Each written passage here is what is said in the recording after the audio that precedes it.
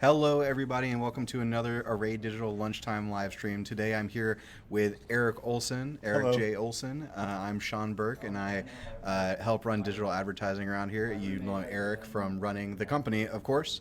And what we're doing today is we're going to be talking about charitable giving, and we're going to be talking about what 501c3s can do to leverage online platforms in order to garner more donations, and kind of what other businesses can do to help out during such a giving time of year.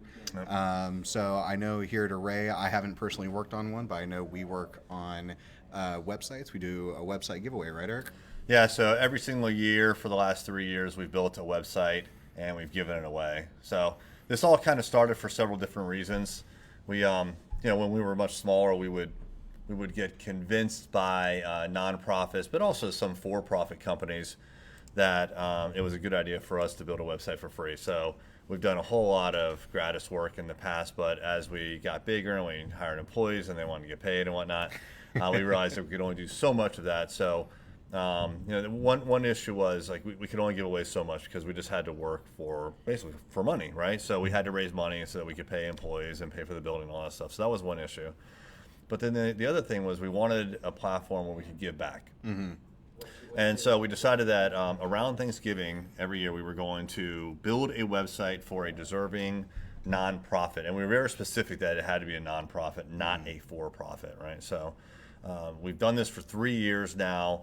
And it's a really, it's just a good way for us to do something and kind of, a lot of people say like give back, but it's almost like pay forward, like there's a lot of good community, or a lot of good groups and nonprofits and charities in the community that we live and work in that we want to help support. So it's something that we can do with our skill set in-house. And it doesn't cost us a tremendous amount of like actual money that we have to write a check for because we utilize existing resources. But it's just a really good thing for us to do, and it's a good way that we can give back. Yeah. What are some organizations that you've helped given away a website? Sure. for? So the most recent one was Hampton Roads Dancing with the Stars, and they raised money for the Virginia Stage, I believe. So that's their charity, and I think they raised like 6 figures this year. Fantastic. So the website that we built was highlighting the dancers and whatnot, and then there was some donation platform as well.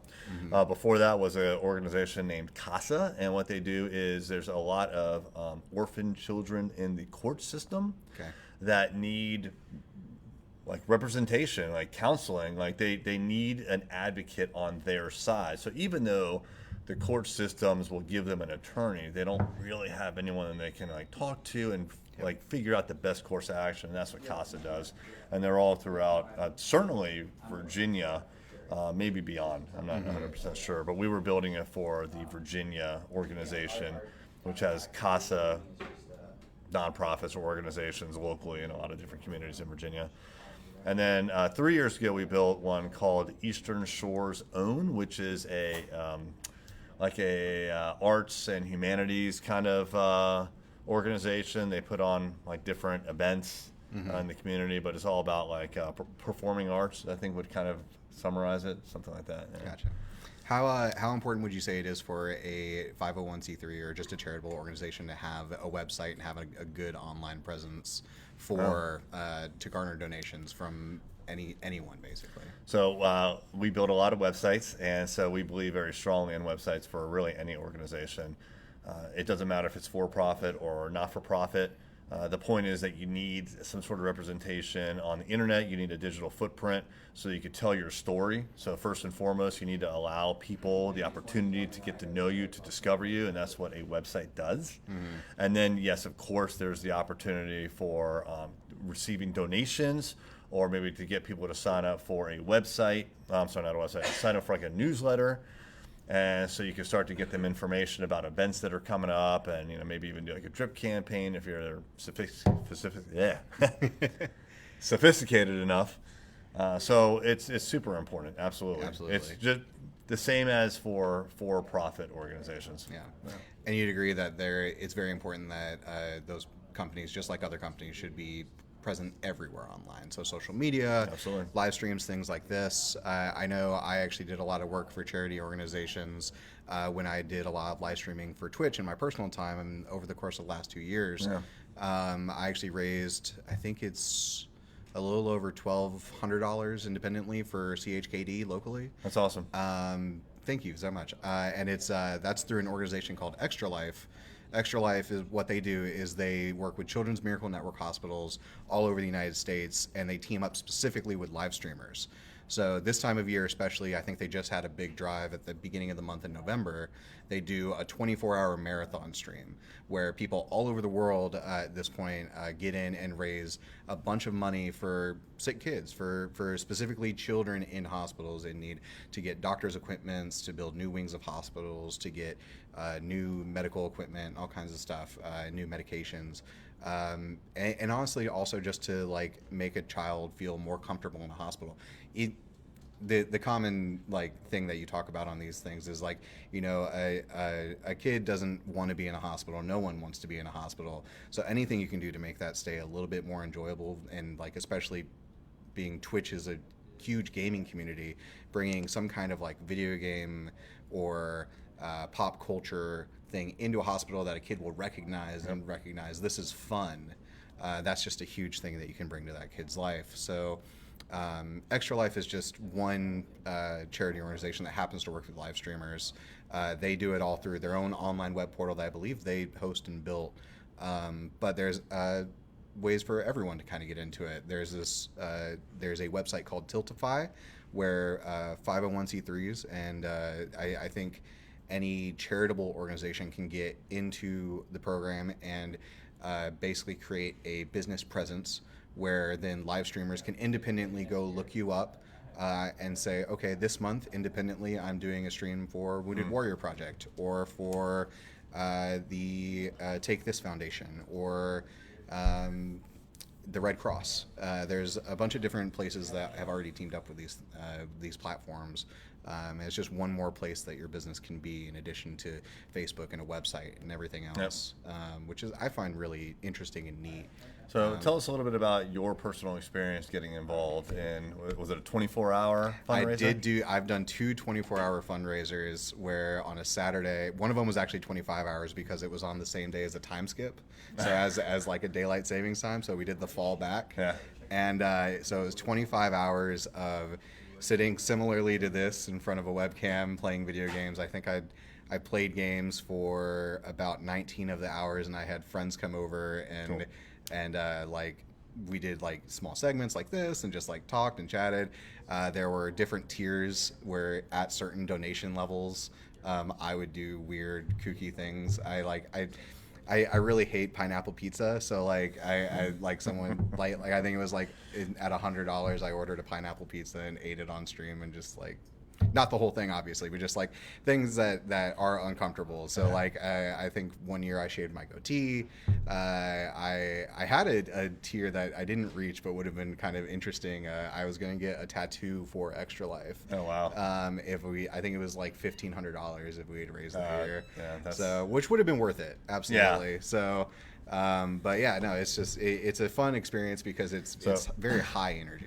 So you shaved your goatee on air? Yeah, Oh, absolutely. really? So we reached the point, and I was like, all right, I'm going to be right back, and I came back with the electric clippers. Oh, that's hilarious. And just on stream, I was like, this was like 2 years worth of goatee gone, and then just got the razor and shaved the rest of it clean. I was like, are you happy now? Oh, wow. All right, make sure to donate to Extra Life. Here's the link below. You have the link pop up in chat. And what did that cost someone? $100? Yeah, it was like $100. It was like, and I think it was like 3 people helped make that happen. So. Would you do it again? So if someone donates $100 right now? If we had the ability to do that and it was going to go to kids, I would absolutely do it 100%. I get very into the charity live stream stuff. I like that stuff a lot. Well, it's kind of interesting because you use something that you're very interested in order to give back, right? Yeah. So it's very similar to what I was talking about the website. It's like we have a skill here, there's something that we can do, we give back. So, sometimes and a lot of times you can give back with skills that you already have or interests that you already have, like live streaming or like building websites or digital marketing. These are easy things for us to give because we do it day in and day out, right? And ultimately, it's just time, right? Like it's just we as a business are giving our time to something that we believe in, and giving, and me as a live streamer, I was giving 24 hours of my time to a cause that I enjoyed. And any business can do that. You can host food drives. You can volunteer at different places. This time of year, people are always looking for people. I know the Food Bank of Southeastern Virginia is really looking for food right now. We're going into Thanksgiving next week. I know that a lot of places are looking for people to just hand out food on different days over the next couple months as people go on vacations and things like that. So time is ultimately money is great, but time is ultimately one of the greatest things you can give just to help a business out. Yeah, it's relatively easy to come by, right? Compared to like writing a check. It's less painful. You just need to want to do it. So there's also a couple different ways that you can repurpose some of the things that you're doing already in order to give back. So as an example, we have a monthly meetup called Marketers Anonymous, and we just had it this past Friday, and we asked people to bring in canned food. So what I've got here is the food that we collected from the attendees, which is not a ton, right? But it's something. And then, so we asked our community, and there were probably about 50 people that showed up, and it wasn't required, but we asked them to bring food, and we're gonna, now that we have some food, and regardless of whether we got food from them or not, we're gonna, we're shutting down the company for the second half of today, and we're going to help raise food with the Mayflower Marathon food drive. Right? So basically what we're doing is they're having a 3-day event where people can donate canned food, and we're just going to go and we're going to help out today. So we're going to be a part of the team that is there to receive the food and do anything else that they need us to do. So again, as a company, it's it's something that we can do that kind of like fits in very easily. And the reason I say that is because Friday afternoons are typically slow for us because we have all of our clients are businesses. And so Friday afternoons are really slow in the business world. I mean, there's stuff that we could do, but we've prepared for this. And so all of our deliverables are going out on time and everything. But we could give back very easily by just saying, you know what, we're going to take the afternoon off. And we're going to do this thing and raise some food as well. So, it doesn't have to be something like super sophisticated that you give away, like a website or like live streaming on Twitch for 25 hours. Yeah. It can be simply just collecting food. So like one of our clients, he's collecting, but he's not collecting food. He set up a box for Toys for Tots. And I'm sure that you've seen these all over the place in your community. You could do this in your business. You could probably do it even if you don't have a business. Basically, if there's a public area that you can put a box in, I've never actually looked into it, but my guess is that it's very easy to just contact Toys for Tots to say, do you want a box? Do you want to be a drop-off location? And one of our clients was able to do it very quickly, and it's good for them. It's good for their employees' morale, but also it's clearly a good thing to give back. But it's just an easy way for you to be part of the community as a business. Absolutely.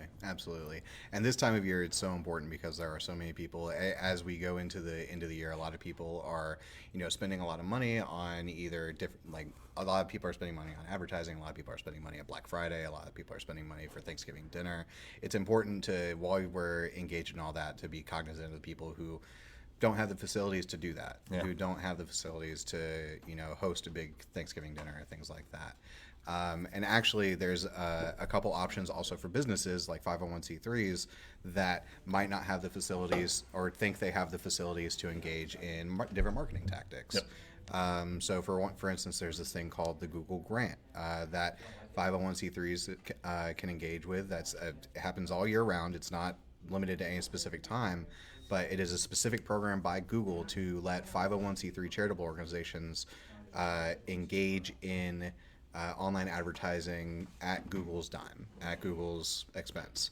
There are a bunch of provisions that go along with that, but still getting your name out there and getting the word of what your business does out there on Google basically for free is incredible. Yeah, it's a great program. I've been involved in a couple of Google grants, and I'm part of a 501c3 nonprofit organization where we got the Google grant for this organization. It was the first time that I had gotten the grant, and what we did is we documented the entire process. And it's an organization where there's a global entity and then there's chapters. So I did it for our chapter, and then I shared that information with other chapters as well. And so like all these other chapters are following our process in order to get the Google grant for themselves. So it's $10,000 a month in Google search. Now, like Sean was saying, there are some caveats. So one of the biggest ones is you can only bid on keywords that are $2 per click or less. And what that does is it means that you can't bid on things that are, well, expensive for Google. So they're going to give you something, and actually they're going to give you a lot potentially, but they're not going to give you their most expensive inventory. And these Google keywords can go for some of them over $100. Yeah, But depending on the business. yeah, that's right. But it's a really good thing to have in your arsenal to get in front of your ideal customers or donors and just further your mission. So you might as well do it. So if you're interested in the Google grant, feel free to email me. Is there any way to put the email address up right now? Like I could type it out. Yeah, okay, absolutely. so well, Sean will get it on the screen, but it's Erik, which is ERIK, with the C also works if you were to email this. So Erik at thisisarray.com. If you email me and just put Google grant in the subject line, I'll send you that document. And it's a step-by-step on how your organization can sign up for the Google grant. Once you're signed up, you will have to manage this yourself or partner with an agency like Array Digital or another agency of your choice, or you'll have to, like I said, do it yourself.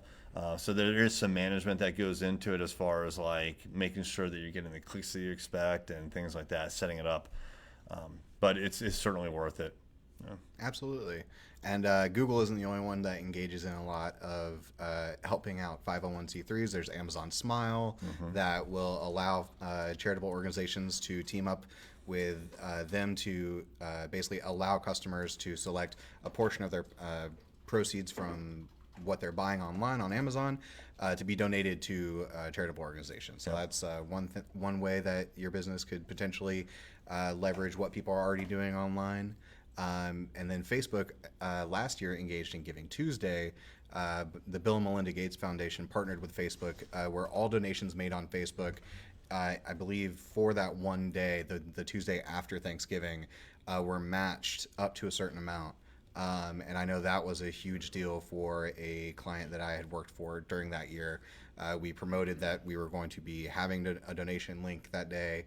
We promoted that you could donate now already, but like your donation would be matched on this day. And that was a really successful campaign that we did. And I would highly recommend looking into that for any business that does donor work. Yeah, and other things that you can do is any service that you're paying for online, look to see if they have a nonprofit discount or a giveaway. So as an example, Google with G Suite, which is your email, your Gmail, calendar, Drive. There's a whole bunch of other services. Hangouts, which is video sharing. All of that they'll give.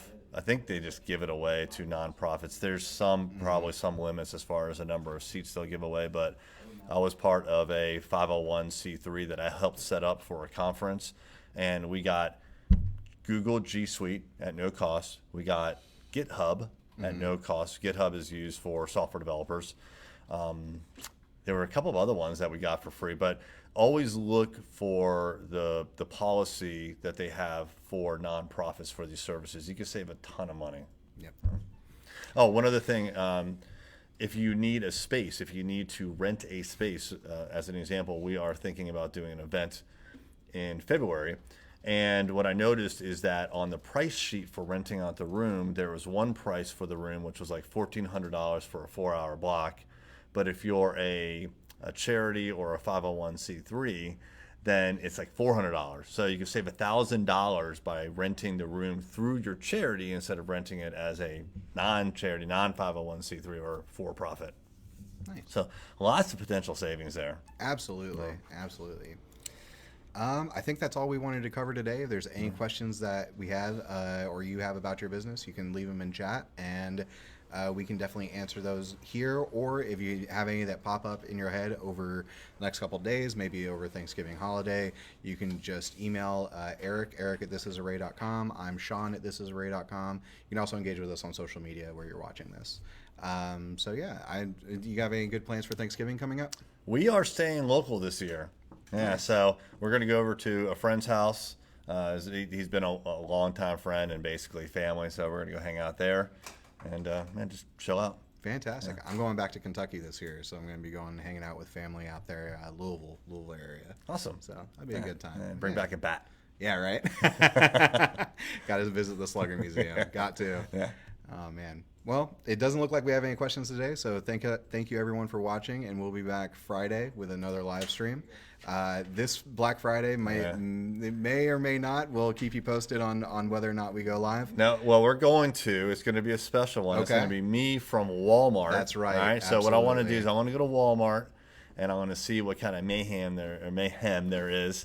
And so I'll do a live from there, but I think I may only be able to do that from like Facebook. So we'll have to post something between now and then on the actual platforms and logistics of it. But yeah, I'll go live at noon. We'll definitely keep you posted on where you can watch that. And thank you again for watching today's live stream. And I hope you have a wonderful, wonderful weekend and a wonderful, wonderful holiday. We will see you next week. All right. Have a good one, everybody. All right. Okay. Then that's going to play out.